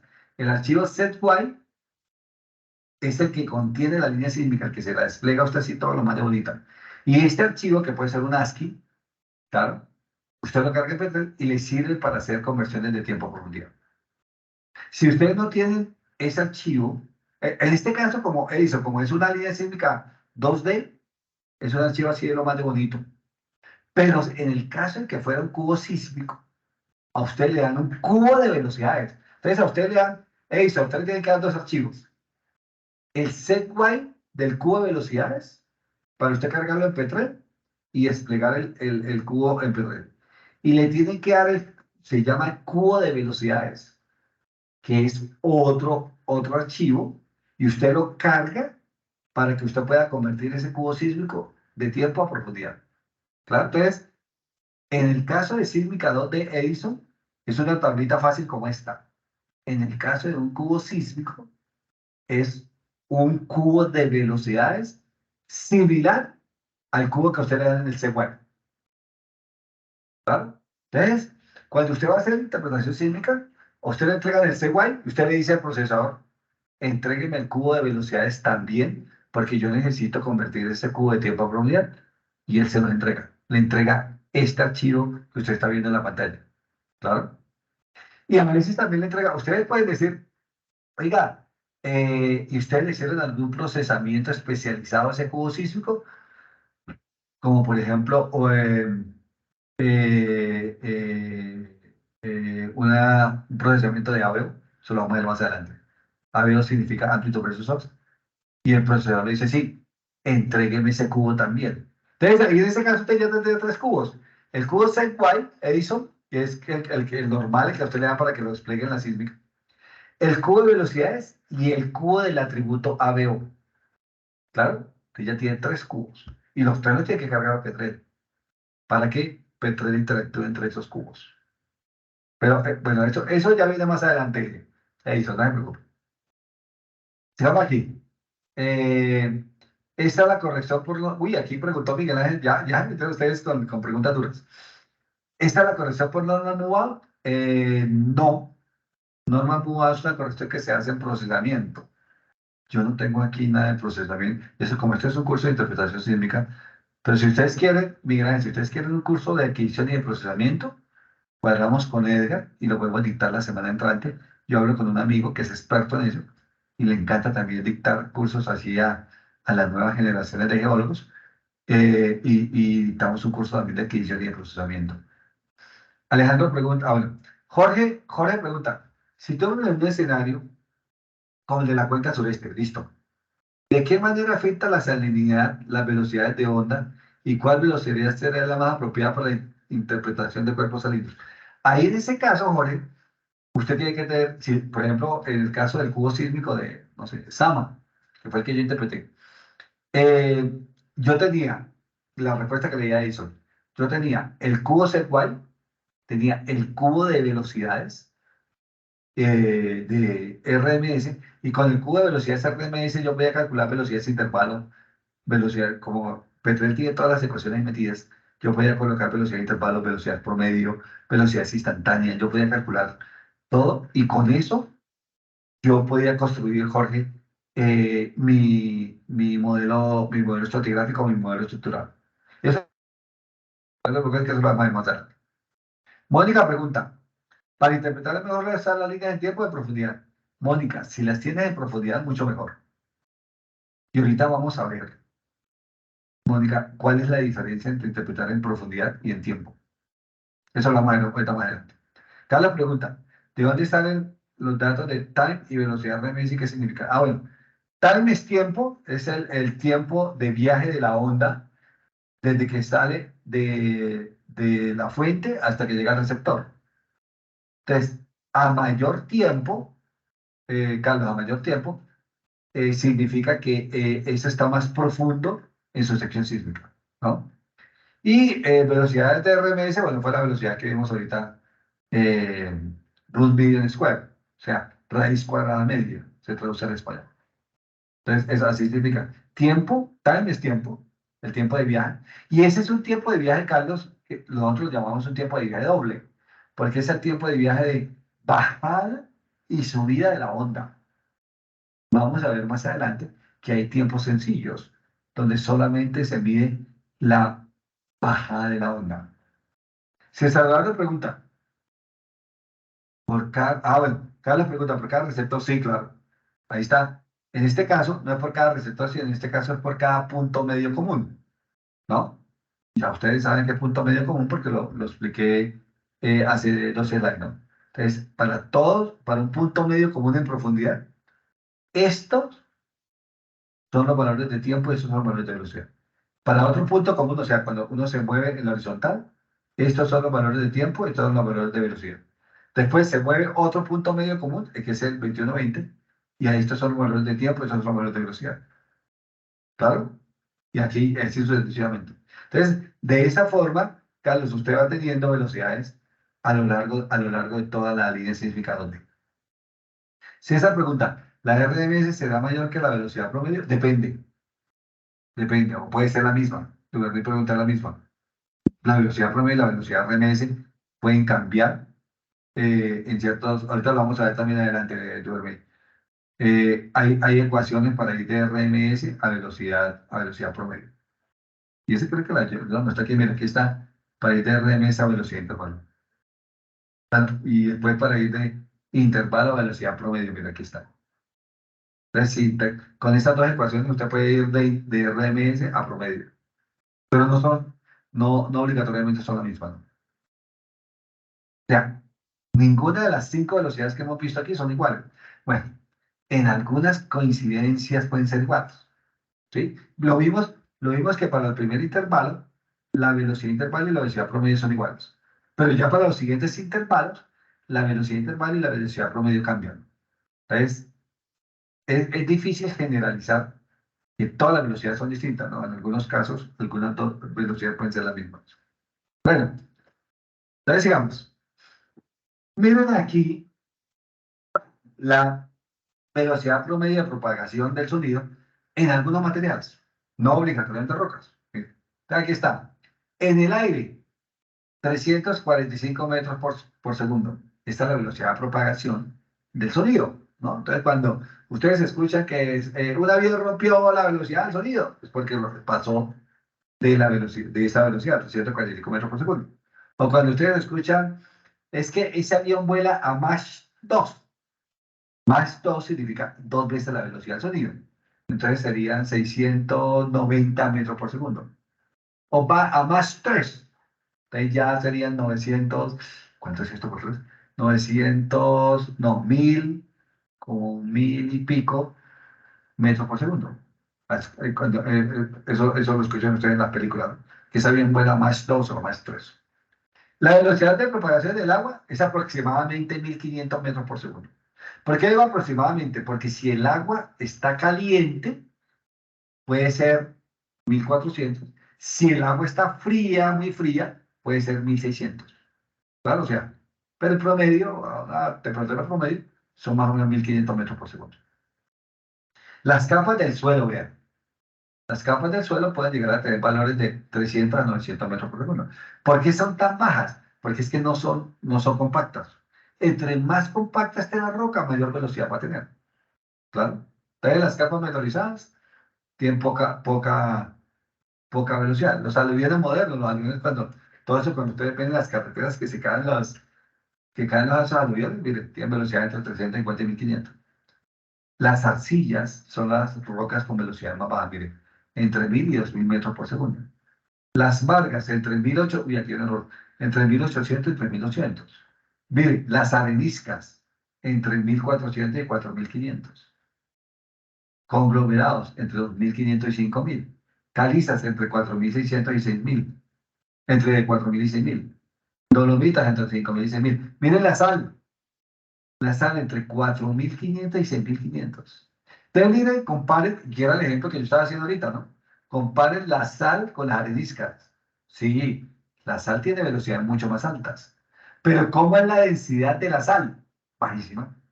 Entonces, puede ser que sea la coincidencia de que esta velocidad alta con una densidad baja sea igual, la multiplicación de esos dos, o sea, la impedancia acústica de la sal, pueda ser igual a la impedancia acústica de la arenisca. Puede darse. Claro, recuerden que es la multiplicación de velocidad por densidad. Si uno tiene la velocidad alta y densidad baja, y el otro tiene velocidad baja y densidad alta, pueden coincidir. Y en ese caso, el método sísmico no puede ver dónde termina uno y dónde empieza el otro. Claro, tengan en cuenta eso. El yeso, mire, entre 3000 y 4000, la nidrita entre 3000 y 6000. Aquí ya empiezan las rocas ígneas. Miren que las rocas ígneas tienen velocidades de propagación mucho más altas que las rocas sedimentarias. Entonces, por eso, el basamento es muy fácil de ver en la sísmica, porque el basamento es una roca con bajas velocidades y bajas densidades contra una roca de basamento que tiene altas velocidades y altas densidades, y eso va a producir un coeficiente de reflexión muy alto. Entonces, por eso la sísmica, vamos a ver más adelante, ustedes pueden identificar dónde terminan las rocas sedimentarias, dónde empiezan las rocas ígneas, porque eso da un coeficiente de reflexión muy alto, o sea, un reflector que ustedes pueden seguir por toda la sísmica, el toque del basamento, lo llamamos. ¿Claro? Entonces, empecemos a ver herramientas para medir la velocidad en el subsuelo. En la industria petrolera, nosotros usamos 3 herramientas. La primera de ellas, el registro sónico. Miren, fue inventada en 1952. Y voy a explicar cómo funciona el registro sónico. Esta es una sonda que puede llegar a tener que unos 3 metros, claro, de largo. Esa sonda tiene aquí un transmisor, un receptor, otro receptor 3, receptor 4, transmisor, y un segundo transmisor. ¿Qué hace el transmisor? El transmisor lanza una onda, ¿sí? Lanza un pulso. Ese pulso va a viajar por la pared de la roca, miren, y va a ser registrado por el receptor 2. El computador sabe cuánta es la distancia que hay entre el T1, el transmisor 1 y el receptor 2, y mide el tiempo. Y con eso puede calcular la velocidad de la onda entre T1 y R2. Fácil. El computador se gana la práctica fácil. Porque eso es lo único que tiene que hacer es medir tiempo. Y ya sabe cuánta es la distancia. Después el computador también mide el tiempo entre el T1, la misma onda llega al receptor número 4. El computador lo único que mide es el tiempo en que la onda llega al receptor número 4. Y como él sabe la distancia que hay entre el transmisor 1 y el receptor número 4, él puede calcular muy fácilmente la velocidad que gastó la onda en ir desde el transmisor 1 al receptor 4. Edgar pregunta, en el proceso de sísmica, un análisis de velocidad se puede alcanzar velocidades de 7000 conforme la profundidad aumenta. Sí, Edgar, la velocidad normalmente aumenta con la profundidad. ¿Y por qué se debe eso? Porque con la profundidad las rocas se van haciendo más compactas, más duras. Entonces la onda va a tener una mayor velocidad cuando atraviesa las rocas. ¿O son velocidades diferentes? No, es una sola. Y la velocidad siempre aumenta con... Lo normal es que la velocidad aumente con la profundidad. ¿Claro? Vamos a ver casos en los que eso no ocurre. Por ejemplo, cuando hay un cabalgamiento. Cuando una roca, por ejemplo, que estaba más profunda, y hay un cabalgamiento, o sea, si estaba más profunda tenía una mayor velocidad. Y después, por una falla inversa, cabalgó y quedó encima de una roca más joven. Entonces, la de arriba va a tener una mayor velocidad que la de abajo. ¿Claro? En esos casos, sí, ahí va a haber lo llamamos una inversión de velocidad, porque la capa de arriba va a tener una velocidad más alta que la capa de abajo. Eso ocurre en los cabalgamientos, pero bueno, esos son casos especiales, ¿no? Carlos Roa pregunta, ¿esa herramienta está administrada de forma estática o móvil? Móvil. Eso también lo vamos a ver ahorita, Carlos. Edgar pregunta, ¿cuál es la velocidad más alta que ha llegado a ver? Porque he visto procesadores que tienen velocidad increíble de 25.000, que no son físicamente posibles. Sí, Edgar. Bueno, yo no he llegado a ver 25.000, yo he llegado a ver por ahí 18.000. 18.000, ¿no? Sí, eso físicamente, o sea, eso sería, sí, son imposibles. Sí, Edgar, pero cuando hay estas velocidades tan altas, yo le digo al procesador, revisa a ver, porque de pronto usted puede ser que esté haciendo algo mal, ¿no? Como el procesador, como esas velocidades RMS son calculadas matemáticamente, no tienen un significado biológico, ¿claro? Entonces el procesador aplica su ecuación y si le dejó 25.000, le dejó así, pero ahí es cuando nosotros los biólogos les decimos, oiga, ¿sabe qué? Revise porque esas velocidades tan altas no pueden existir. Sí, Edgar, eso puede pasar. Bueno, entonces sigo aquí con el registro sónico. Entonces, el registro sabe el tiempo que gasta. Después, el transmisor 2, después de que el transmisor 1 lanzó la onda y la recibió los receptores, ahora el transmisor 2 lanza su onda. Y esa onda la va a registrar el receptor 3 y lo mismo, el computador que hace, toma el tiempo. Desde el momento que salió la onda en el transmisor 2 hasta que llegó al receptor 3. Como él sabe la distancia a la cual está R3 de T2, calcula la velocidad en ese pedacito, en ese intervalo de tiempo, de distancia, ¿no? Y también él mide el tiempo de la onda desde el T2 hasta el R1.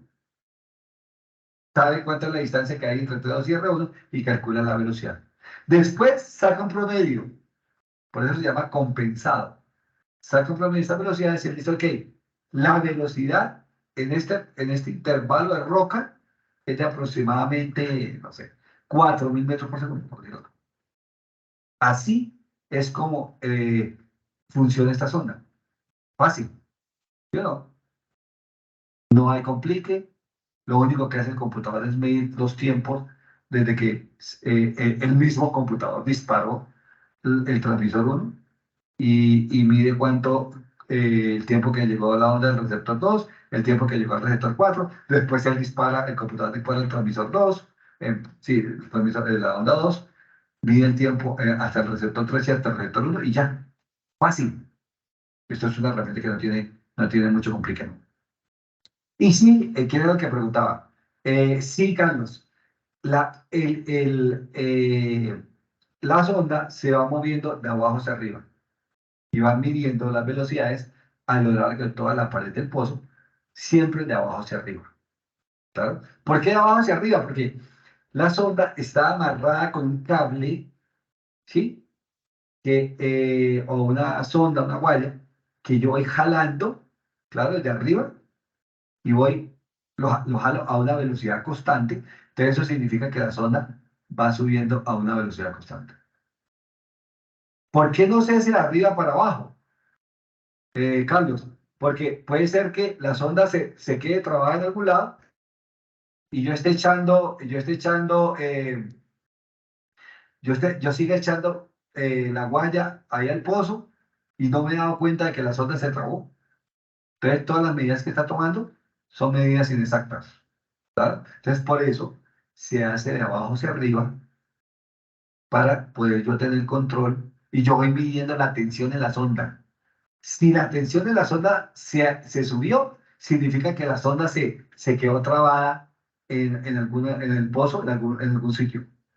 ¿Claro? Entonces yo siempre voy subiendo la sonda despacito, despacito, despacito, midiendo la tensión en la guaya para que yo esté seguro de que va a ir subiendo de una manera constante. Edison pregunta, ¿este registro está afectado por el calibre? Ah, veo que aquí ya ustedes manejan registros de pozos. Sí, vamos a ver que el registro sónico es muy afectado por el caliper. Porque el caliper, para los que no saben, el caliper va a medir, uno en teoría, cuando ustedes perforan, el pozo tiene que ser perfecto, un cilindro perfecto. No siempre. Por ejemplo, si el pozo atraviesa capas poco consolidadas, las capas se pueden derrumbar y el cilindro no es perfecto, sino que ya ustedes van a tener unos boquetes en el pozo, que básicamente lo que va a hacer es alterar la medida la medida de ese registro sónico, ¿no? Es decir, sí, Edison, el registro sónico es afectado por el calibre. Carlos dice, ok, entonces hay una corrección por esa velocidad de la herramienta, sí. Y, Carlos, sí, uno tiene que ir mirando la tensión de la guaya. Si la tensión está muy alta, significa que la guaya se quedó atravesada en algún lado. Entonces, usted dice, no, señor, vuelva a la sonda hasta el fondo y vuelve y súbela. Porque la tensión de la guaya tiene que ser una sola. Eh, José Carlos Gómez dice, el proceso de medición se realiza a tensión. Entonces, sí, sí, es más fácil la tensión. O sea, es muy difícil, por eso, José Carlos, siempre se hace de abajo hacia arriba. Nunca la sonda va de arriba hacia abajo, porque sería muy difícil ir empujando una sonda con un palo. Y cuando un pozo tiene 5 kilómetros de profundidad, ve cómo la empuja hasta allá abajo. En cambio, si la baja hasta el fondo y la empieza a subir de una manera controlada, midiendo la tensión, que eso significa que la sonda se va subiendo y no se quedó trabada en ningún lado, ¿no?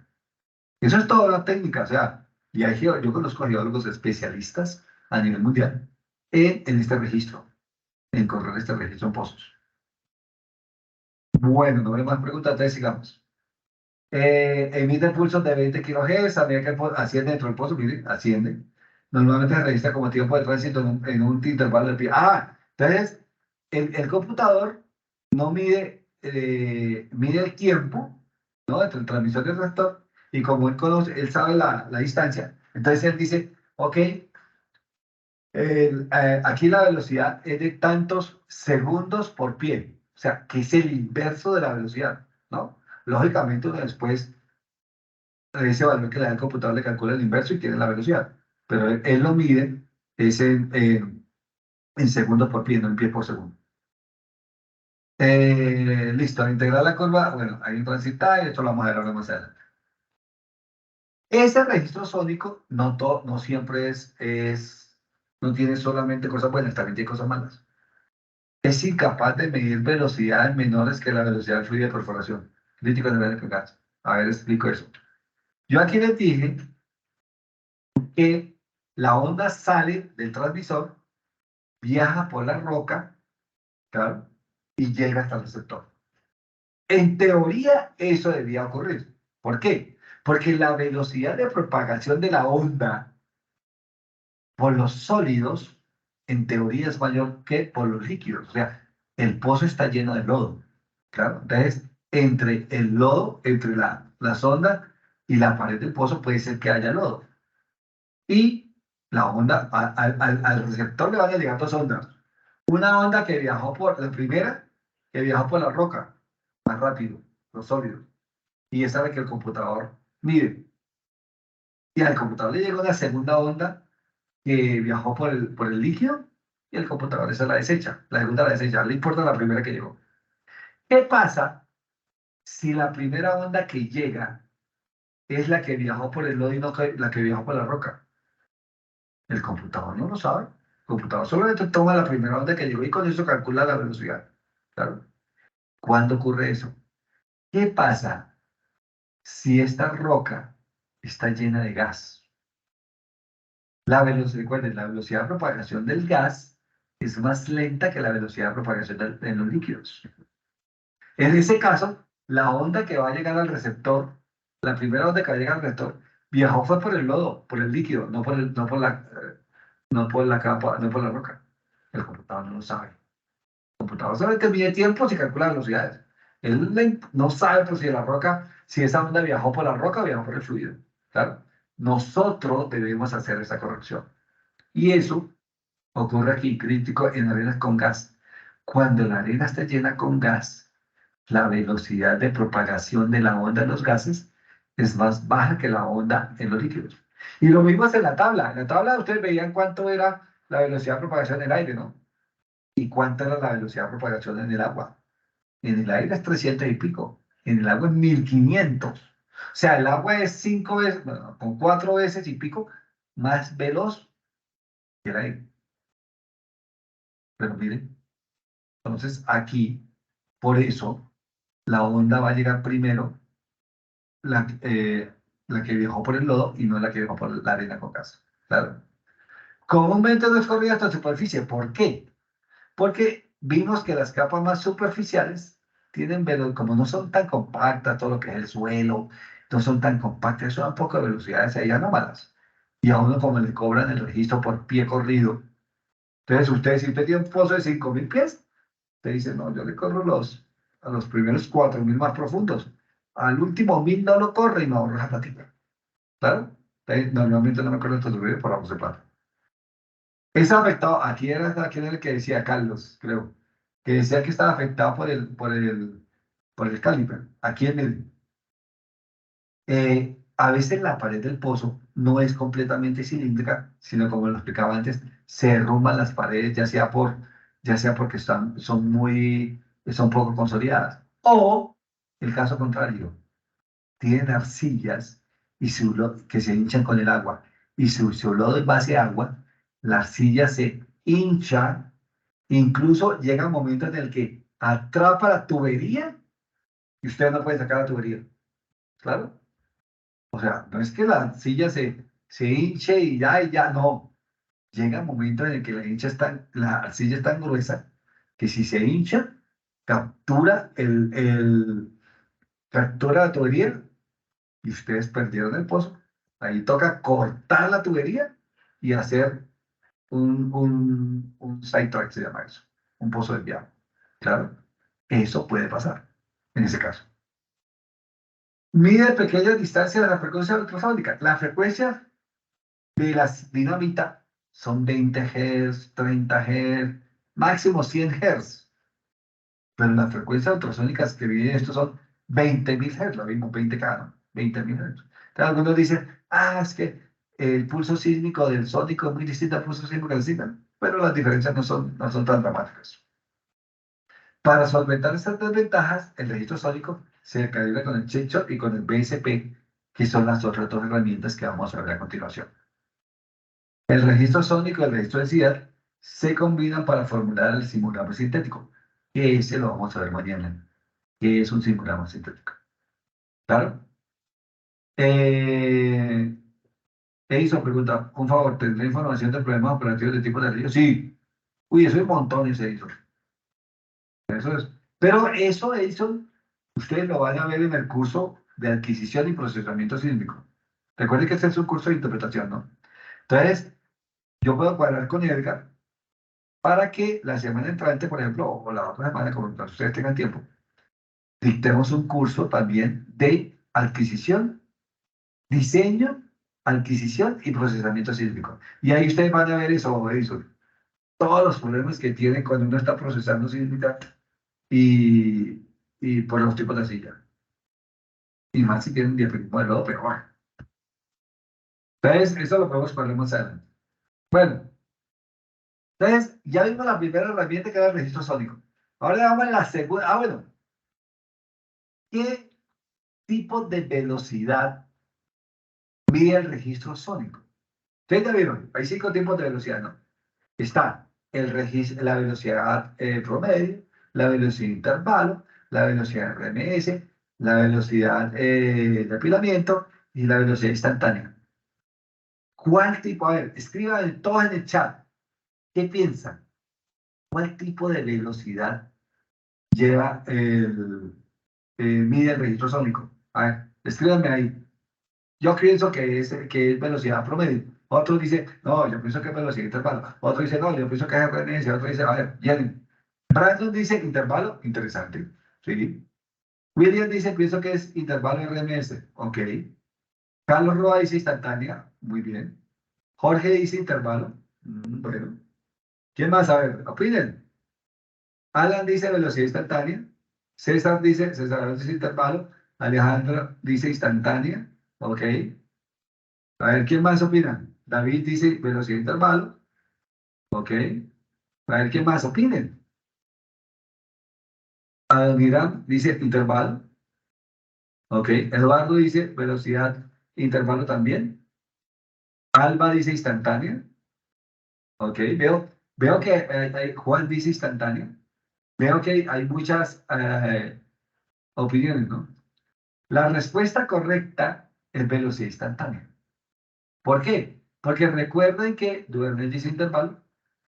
¿Por qué instantánea? Porque es que la distancia que hay entre el transmisor y los receptores son máximo 1 metro. Entonces, 1 metro en un pozo de 5 kilómetros de profundidad es un intervalo muy cortico, muy pequeño. Entonces, por eso se asume que el registro sónico básicamente mide velocidades instantáneas. Son velocidades en distancias muy cortas. Y esa es la definición que vimos de velocidad instantánea. ¿Claro? Bueno, ahora sí. Espera que yo había visto por aquí una pregunta antes de la votación. Aquí está Camilo. ¿Cómo se sabe si se debe hacer la corrección por la onda que llega primero cuando pasa por el lodo que la que después porque pasa por la vía con gas? ¿Se ve algo de la ciencia? Muy bien, Camilo. Muy buena pregunta.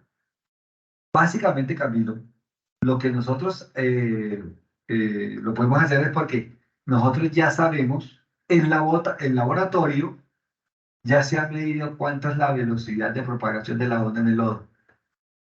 Entonces, cuando a mí el computador me dice, oiga, es que su velocidad es tanto, y eso coincide con la velocidad que yo medí en el laboratorio de propagación de la onda en el lodo, yo digo, no, este computador se enloqueció, me está midiendo es la velocidad de propagación del lodo. ¿Claro? Entonces, cuando uno ve, Camilo, que el computador está midiendo, o que la herramienta está midiendo velocidades similares a la del laboratorio en el lodo, Duden de eso. ¿Claro? ¿Por qué? Porque son velocidades en fluidos. Y recuerde que ya vimos la tabla, ¿no? La velocidad en el agua es más o menos 1500. Entonces la velocidad en el lodo era, no sé, 1800. Pero es que la velocidad en las rocas es por encima de 3000. Entonces cuando usted le da una velocidad tan bajita, ¿no? Una velocidad de 1500, usted dice, imposible esa velocidad de propagación en el agua. Es, o en el lodo, ¿no? Entonces eso no puede ser. Entonces, de esa forma uno ya sabe que esa respuesta está mala, ¿no? Usted sabe que la respuesta está mala, pero no sabe cuál es la verdadera velocidad de la onda en la arena con gas. Porque el computador solamente midió la primera arena. Midió solamente la primera velocidad, él no midió la segunda, la que le llegó con la arena con gas. ¿Claro? Camilo, otra vez. Ahorita vamos a ver qué herramientas que sí miden el segundo pulso de llegada. Bueno, no veo más preguntas aquí. Listo. Ahora, veamos la segunda herramienta eh, que usamos en la industria petrolera para medir la velocidad en el subsuelo. Y se llama check-shock. Miren esta animación. Yo perforé el pozo, ¿no? Y normalmente cuando uno perfora los pozos, al lado del pozo uno tiene lo que llamamos la piscina de lodos, que es donde se preparan los lodos que se usaron para la perforación. Entonces yo en esa piscina de lodos pongo un cañón de aire y a lo largo del pozo empiezo a poner geófonos. Miren, miren, aquí pongo un geófono, otro geófono, voy poniendo geófonos y tengo un cañón de aire en superficie que empiezo a dispararlo. Y empiezo a medir en los geófonos el tiempo que gasta la onda desde la fuente hasta el geófono que yo puse en el subsuelo, en el pozo. ¿Claro? Entonces, Juan pregunta, la velocidad en las rocas es desde 3000 unidades por segundo. Eso es metros por segundo. Eso es metros por segundo, Juan. Yo creo que en la tabla decía, en la tabla que vimos antes, esos son metros por segundo, Juan, todas las velocidades. Por ejemplo, la velocidad del sonido es 345 metros por segundo, la velocidad del agua es 1500 metros por segundo y así sucesivamente. La velocidad, la roca más con menor velocidad, creo que son las arcillas, sí, 3000 metros por segundo. Bueno, entonces, volvemos a este. Sí, Jorge, metro por segundo, sí. Entonces, miren, yo coloco los geófonos en las profundidades que yo quiero conocer a qué tiempo están. Entonces, por ejemplo, el tope de la roca que está almacenando hidrocarburos. Claro. El tope de la roca que generó los hidrocarburos también, ahí pongo geófono. El tope del basamento. Si yo encontré una falla cuando perforé el pozo, pongo geófono ahí para saber esa falla en mi sísmica a qué tiempo va a estar. Claro, o sea, yo escojo en dónde coloco los geófonos.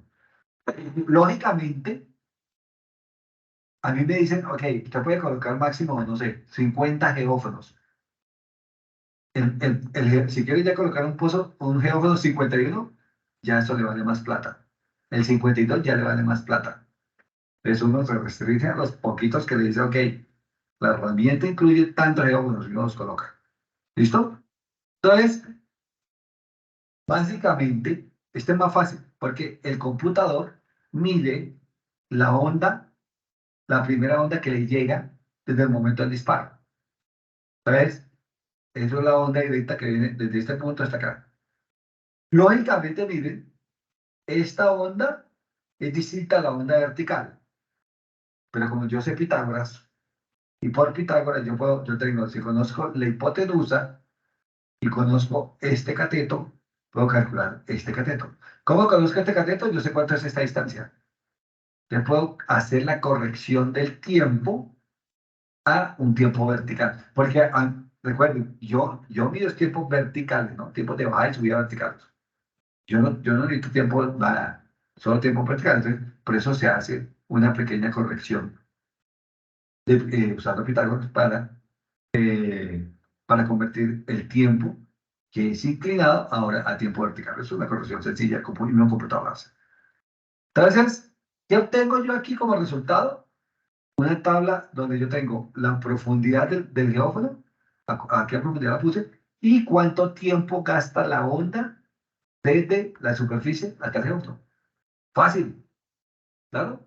Eso es más fácil que el sónico, y además es más barato. Entonces, sigamos. Mire, este es como un formato que usamos nosotros aquí en Colombia, pero es como un formato estándar de la industria petrolera para desplegar los checkpoints. Aquí hay un poco de información. Miren las coordenadas este y oeste del pozo, a cuánto está el ground level elevation, la elevación del suelo, la elevación de la mesa rotaria del pozo, cuánto es el dato de la sísmica, miren, aquí está, ustedes lo ponen aquí, 5000. Y después le pongo esta tabla, miren. Aquí en esta tabla está la profundidad del receptor, la profundidad vertical del receptor, porque no obligatoriamente todos los pozos pues, son verticales, ¿no? Los pozos pueden ser inclinados, entonces hay que calcular la inclinación. Bueno, aquí hay un poco de corrección, y aquí está lo que a nosotros nos interesa.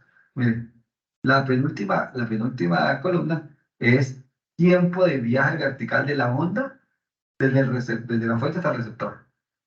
Entonces, ahí está, o sea, a mí que me interesa, esta columna, esta es la que 1, 2, 3, la tercera columna esta, que es la profundidad a la cual yo puse el receptor, y la penúltima, que es la profundidad, el tiempo sísmico al cual gastó la onda industrial. A la pregunta, ¿hay una licencia entre cada geógrafo predeterminado o no? Ustedes la establecen.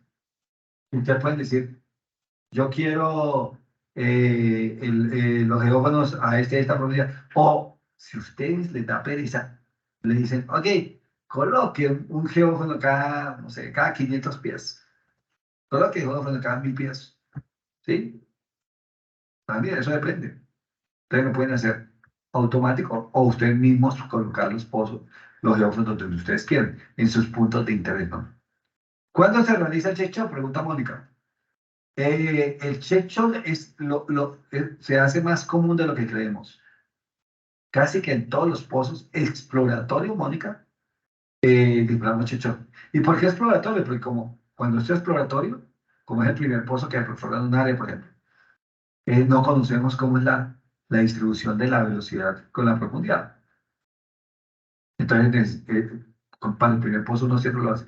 Ya después, si se descubre el petróleo con ese, ya para el segundo pozo, tercer pozo, cuarto pozo, casi no se le hace checha porque ya con el primero funciona. Con el primero se conoce cómo es la velocidad, cómo es el comportamiento de la velocidad de su suelo. Entonces no se necesita hacer, para todos los pozos no se necesita hacer checha. Solamente, Mónica, se hace para los primeros, que normalmente son los exploratorios, para conocer cómo es la velocidad en su suelo. Bueno, sigamos. Entonces, ese es el producto. Entonces, ustedes aquí, si lo tienen que hacer a mano, ustedes tienen que tomar la columna tercera con la columna penúltima y las meten al sistema. Recuerden que eso está en pies y eso está en milisegundos. Bueno. Bueno, entonces, pregunta aquí otra vez. Escríbame en el chat. Cada uno qué piensa. ¿Qué tipo de velocidad mide el registro sónico, el registro check-shot? Si es la velocidad intervalo, velocidad promedio, velocidad instantánea, y usted ya vimos que el sónico era instantáneo. ¿Será que el check-shot también mide una velocidad instantánea? A ver, ya escríbame ahí. Carlos dice promedio. José Sala dice promedio. Mónica dice intervalo. Alan dice promedio. Milton Rodríguez dice promedio. Porque está hablando muy rápido. Milton dice intervalo. María Fernanda dice intervalo. Alba dice intervalo. Juan dice intervalo. Claudia dice intervalo. Chelsea dice intervalo. Armin dice intervalo. Víctor dice intervalo. José Carlos dice promedio. César Real dice promedio. Bueno, ¿quién más? A ver. Duberley dice intervalo. ¿Quién más? A ver. Entonces, la respuesta correcta es velocidad promedio. ¿Por qué? Es una velocidad que siempre se mide desde superficie hasta cualquier punto en el subsuelo. Recuerde que la velocidad de intervalo es cuando se mide entre dos puntos en el subsuelo. ¿Claro? La velocidad promedio es cuando uno de esos puntos va hasta superficie. Entonces, si yo estoy midiendo la velocidad desde superficie hasta cualquier punto en el subsuelo, es promedio. Sería intervalo si yo estuviera midiendo la velocidad entre dos puntos del subsuelo. ¿Claro? Tengan en cuenta esa diferencia. Entonces, Carlos lo dice, pero yo tengo varias formas para medir el. Ah, bueno. Pero sí, o sea, lógicamente el computador después me puede decir, ok, yo medí la velocidad promedio hasta este punto, y después la velocidad promedio es este punto, entonces yo ya puedo calcular la velocidad intervalo entre estos dos puntos.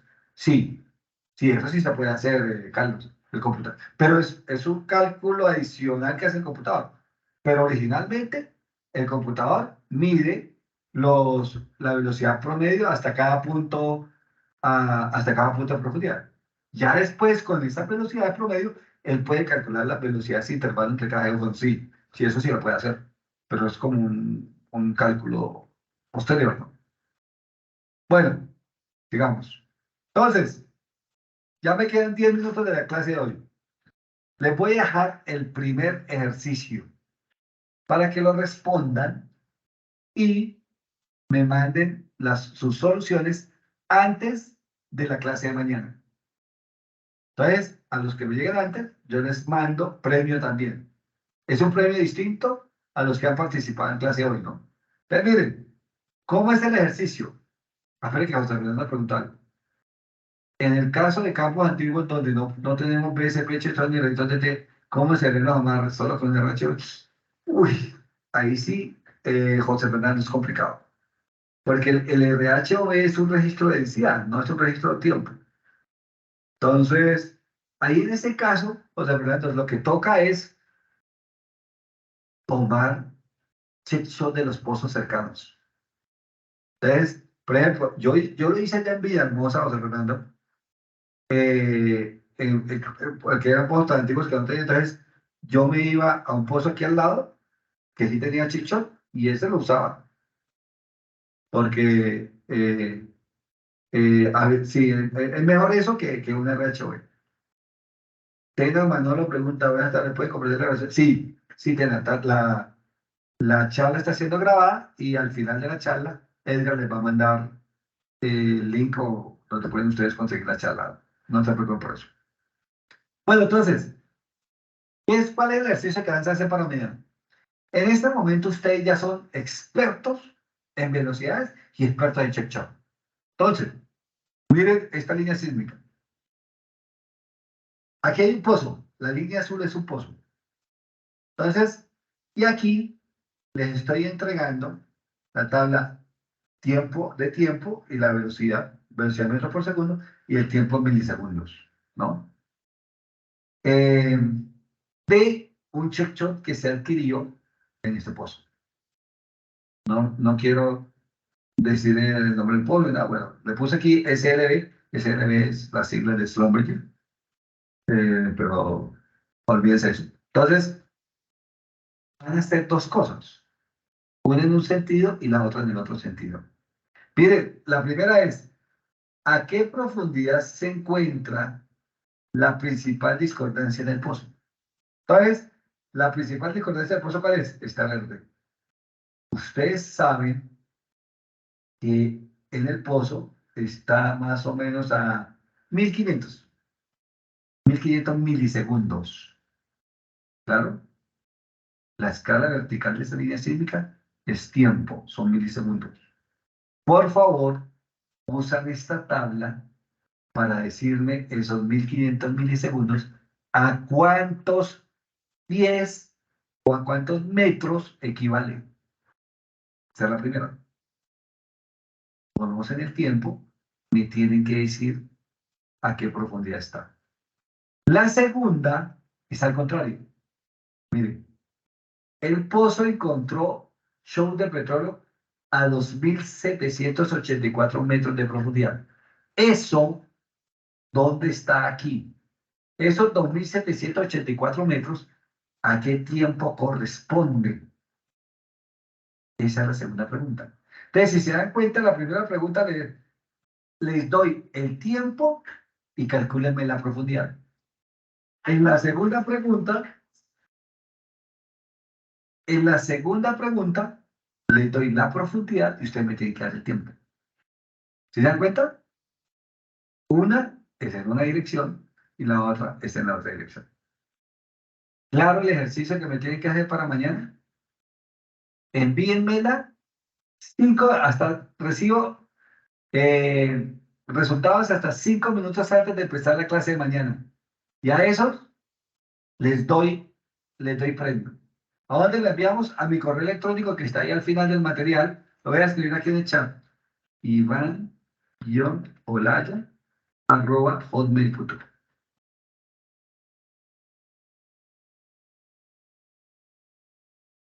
Entonces, a ese correo, el que se lee en el chat, envíenmelo.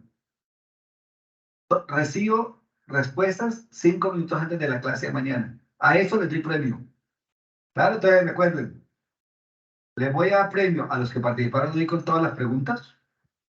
Ahorita Edgar me manda todos los correos de los que participaron hoy y les mando premios. Y faltando 5 minutos de mañana, a los que me manden los resultados, no me importa si está bien o mal, les mando premio. Otro premio. Puede ser otro libro. El TWT está en milisegundos, ¿verdad? Sí, señor. TWT significa tiempo doble de viaje. Two-way time. En inglés es two-way time. O sea, tiempo doble de viaje. O sea, el tiempo de bajar y subir. ¿No?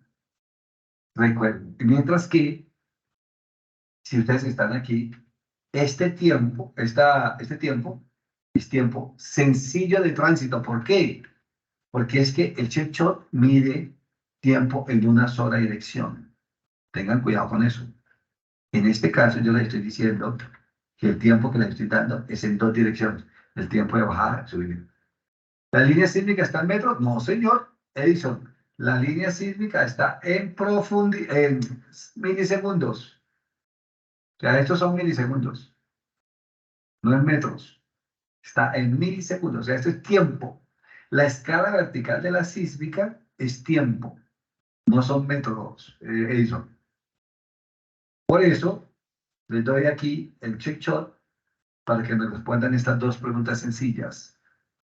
Una de ellas es si le doy a qué tiempo está en la sección sísmica un evento determinado, en este caso la discordancia, calcúlame el pozo en qué profundidad va a encontrar. Y la otra es, si el pozo ya encontró petróleo a 2.784 metros, dígame cuál de todos estos reflectores es el que tiene el petróleo. ¿Listo? Sencillo. Y es aplicar todos los conceptos que vimos el día de hoy. Bueno, ya me acabó el tiempo de hoy. No sé, Edgar, ¿quieres dar unas palabras de cierre hoy o nos vemos mañana a la misma hora de hoy por este mismo canal? Tiene el micrófono apagado, Edgar, no te escuchamos. A ver, ¿ya me escuchan? Ahora sí, ya te escuchamos. Perdóneme. No, pues muchas gracias. Primero que nada, gracias, en serio. De verdad, muy interesante, muy interesante. Incluso lo que es, ¿no? El proceso sísmico se ocupa, bueno, al menos en concursos muy importantes como el IVA, ¿no? Que es pues, introductorio, esencial para ir empezando, de verdad, muy, muy bueno, ¿no? O sea, muy bueno. Y pues, muchas gracias a todos los que han estado aquí participando. Bueno, ahí hay una pregunta, no sé si No la veo. No la estoy viendo. vi que alguien levantó la mano. Ah, no, es que estaban mandando aplausos, pero también los aplaudo todos. Muchas Ok, gracias. ok. Bueno, pues muchas gracias a todos los que están aquí presentes, de verdad, muchas gracias. Y sí, ahorita en un momento le voy a mandar lo que son los correos de todos los que estuvieron participando. Y pues, nada más que decir, la mañana aquí igual, a la misma hora. Bueno, listo. Feliz noche para todos entonces. Hasta mañana. Gracias, ingeniero. Feliz noche. Muchas gracias. Bueno. Muchas gracias, saludos.